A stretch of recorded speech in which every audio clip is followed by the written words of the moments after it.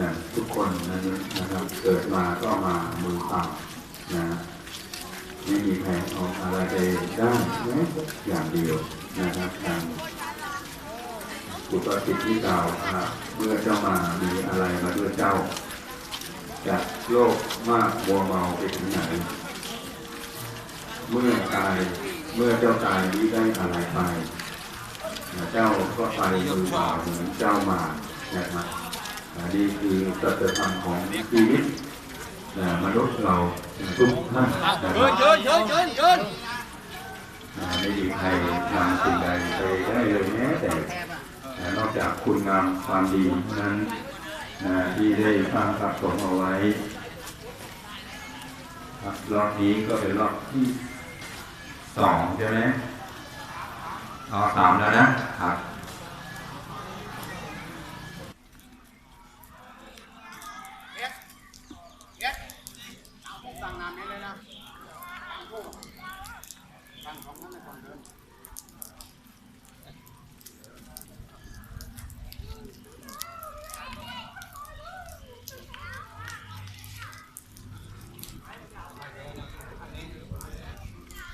เนยขึ้นมาเลยครับ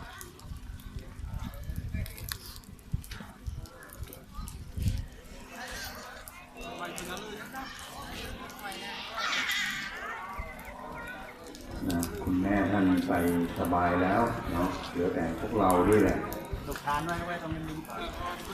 ที่ยังต่อสู้กันต่อไปในการใช้ชีวิตประจำวันนะครับ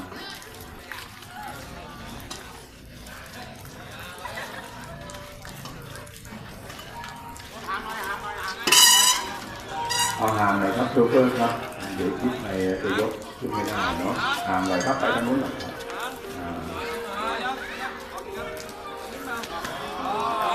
ลื่นไปแล้ว1 คนนะครับระวังนะครับระวังเนาะครับรองเท้านะครับอย่าไปเดินเก็บลื่นนะลูกนะลื่นนะเอาลื่นเลยนะอย่าไปเดินตรงที่มีตะไคร่น้ำลองสังเกตหน่อยครับ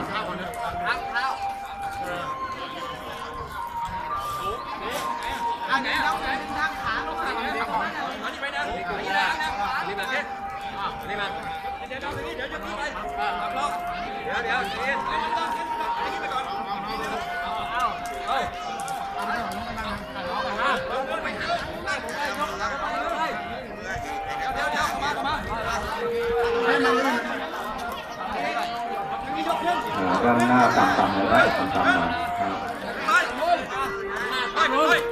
ต่ำลงทั้งหมดเลยครับทั้งหน้าทั้งหลังไปหนอกไปที่ไหนเขียนราชรถไปไว้ที่เลยครับครับก็ต้องคุณทุกท่านนะครับ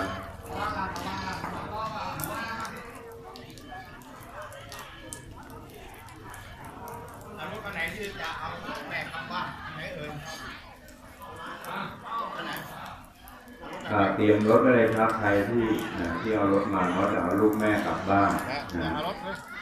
รถจอดไว้ด้านหน้าเลยครับบนเดินเลย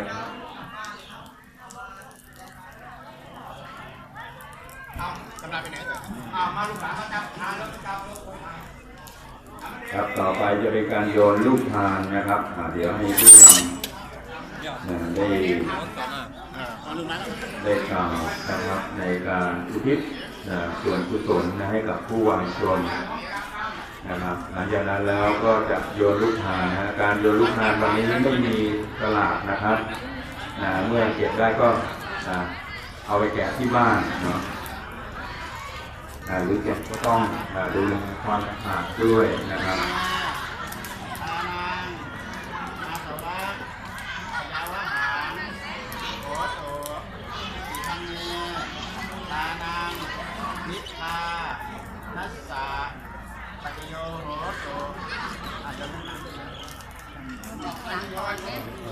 นั่งหลังก่อนลูกเดี๋ยวหลังก่อนนั่งหลังก่อนครับปิดประตูเปล่าเล็กโยนวิดีโอแคปเลยเด็กหนีไป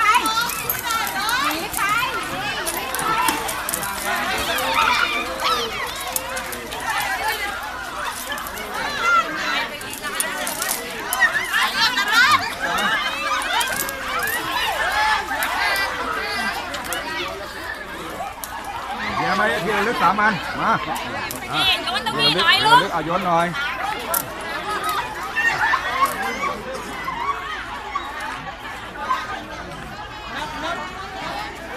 หมดแล้วไม่ต้องแกะนะครับไม่ต้องแกะเนาะนะครับต้องขอบคุณนะครับผู้ที่มารับทานทุกท่านนะฮะเมื่อเก็บได้แล้วไม่ต้องแกะนะไม่มีสลาก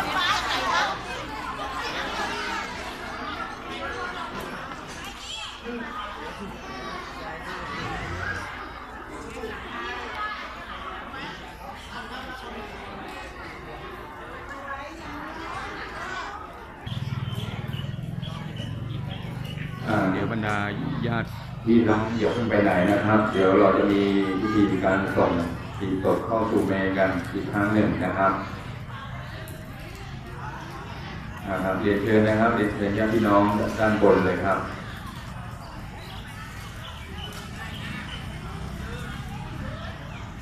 หรือว่าใครจะขึ้นมาดูก็ได้นะครับเปิดนะเปิด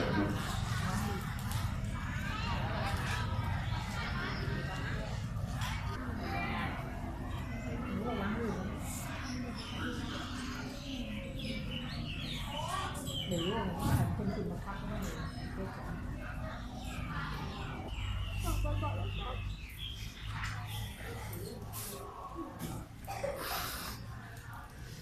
ุกคนจะเป็นพยานในผมด้วยนะครับ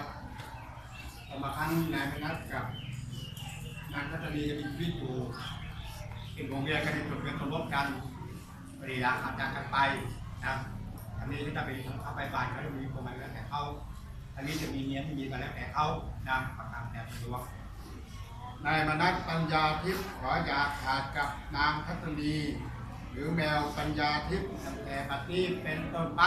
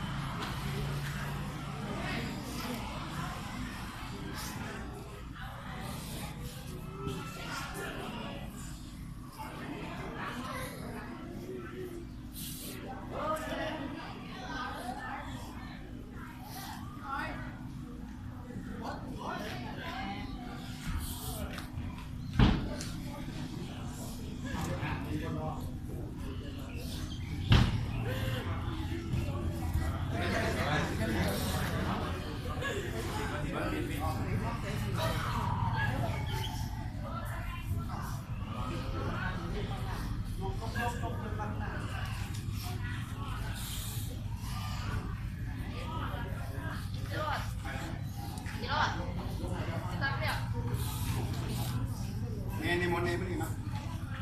เรียนเชิญนะมีมนต์เนรด้านหน้านะครับหลังจากนั้นแล้วบรรดาญาติพี่น้องลูกหลานลูกครับลูกญาติพี่น้องทุกคนนะครับต่อกันก็ได้ครับจับต่อกันนะไปส่งหมดเลยครับทั้งหมดนะครับไปที่หีบศพเลยนะทั้งหมดเลยครับเข้าไปเลยครับเป็นการส่งทั้งท้ายแล้วนะครับก็ภาวนาอธิษฐานให้ท่านนั้นไปสู่สวงสวรรค์นะครับท่านวิมานในวาระสุดท้ายกับต่อกันได้เลยนะครับอธิษฐาน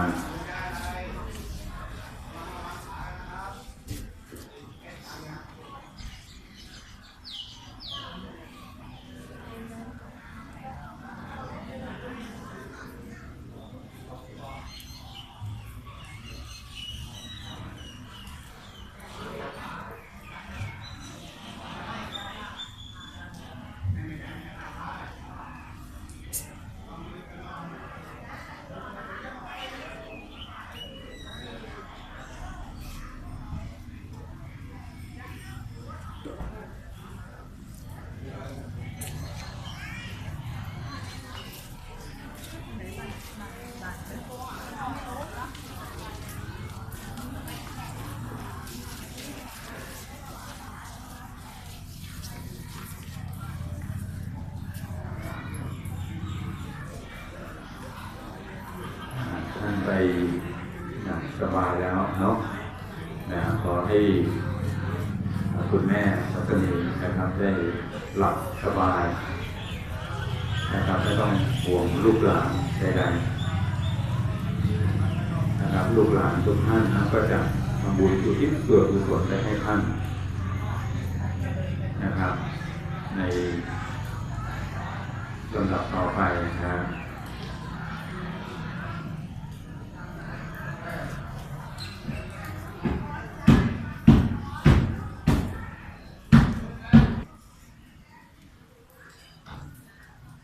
อันนี้บ้านพี่อยู่ไหนอ่ะแล้วอยู่ตราดอ่ะแถวไหนอำเภออะไร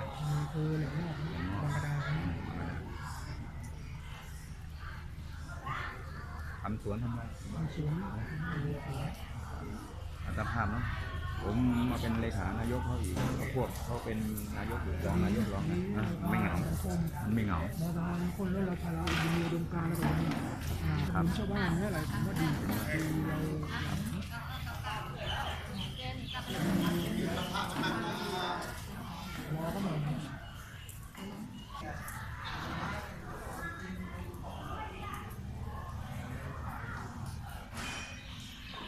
คนขับรถเตรียมแล้วเนาะครับเตรียมแล้วนะ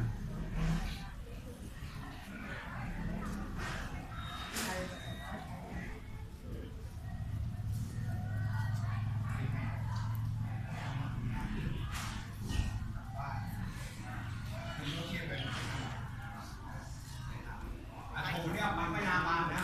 ถ้าถูกดอกเนี่ยเขาบ้านถูกดับแล้วดับเลยไม่ต้องมองถ้ามองแล้วกลับบ้านอย่างเงี้ย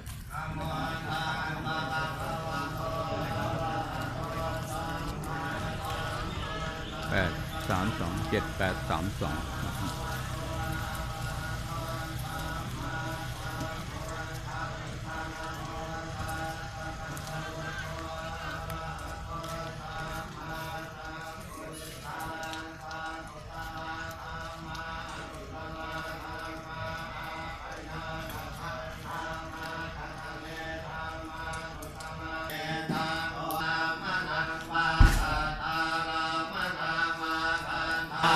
ปาเตจัตตา